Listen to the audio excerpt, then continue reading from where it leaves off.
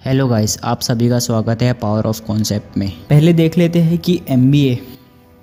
सब लोग ये सवाल पूछते हैं कि एमबीए कहाँ से करना चाहिए, एमबीए क्यों करना चाहिए, एमबीए के लिए क्या फ़ीस है, ये सब बराबर। तो पहली बात तो ये है कि लोगों ने एमबीए को एक बोलते हैं ना चाबी बना लिया है जिससे कि वो तिजोरी खोल सके। अब ये बोलने का मतलब ये है कि एमबीए लोगों को इसलिए कर रहे हैं क्योंकि वो अपनी सैलरी बढ़ा सके, वो अपने जो प्रोफाइल पे वो है उनको वहाँ से जल्दी प्रमोशन मिल सके।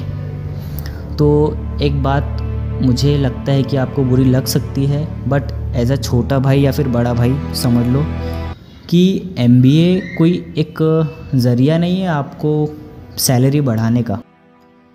जो बंदा एमबीए करता है, कंपनी ये समझती है कि वो और मैच्योर हो गया है अपने रिस्पॉन्सिबिलिटी के अब जो उसकी रिस्पॉन्सिबिलिटी है वो उसके प्रति एकदम मैच्योर हो गया है और उसको और नॉलेज हो गई है, वो और उसके अंदर और थोड़ा ज्ञान बढ़ गया है कि चीज़ें काम कैसे करती है। तो अगर आप सैलरी के पीछे भागोगे तो सैलरी के पीछे अगर आपको एमबीए की डिग्री मिल भी गई और आप में नॉलेज नहीं है तो कंपनी आपको ज़्यादा से ज़्यादा 3-4 महीने रखेगी, फिर आपको वही पोजीशन पे लाके रख देगी।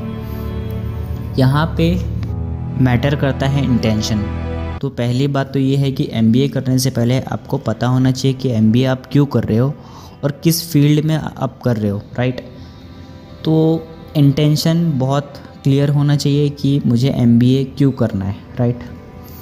ओके, तो अब बात करते हैं कि एमबीए कौन से फील्ड में करना चाहिए।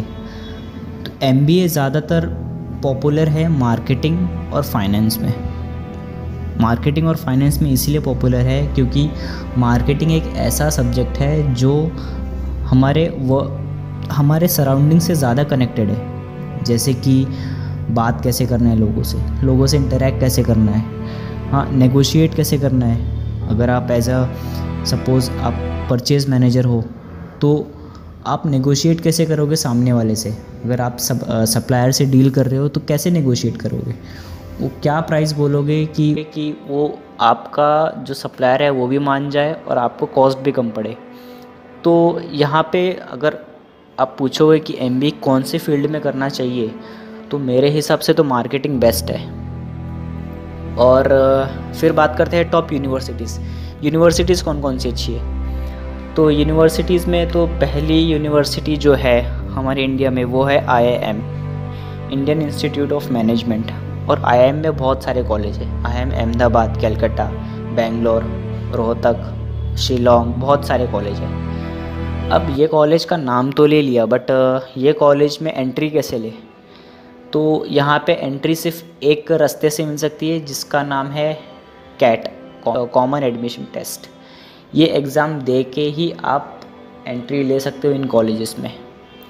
और कैट के ऊपर मैंने बहुत सारे आर्टिकल लिखे हैं, आप एक बार मेरी वेबसाइट पे जाके देखोगे तो आपको क्लियर कट अंडरस्टैंडिंग हो जाएगी कि क्या एक्चुअल में कैट का वैल्यू है, क्या कैट होता है, उसमें क्या क्या सब्जेक्ट होते हैं, क्या क्या उसमें टॉपिक्स है। आप टाइप करना गूगल में पावर ऑफ कॉन्सेप्ट कैट करके, आ जाएगा, उसमें से आर्टिकल पढ़ लेना, आपको क्लियर कट अंडरस्टैंडिंग हो जाएगी। मैंने कैट के लिए एक अलग सेशन बना रखा है। तो कैट के थ्रू आप जाओगे इन यूनिवर्सिटीज़ में।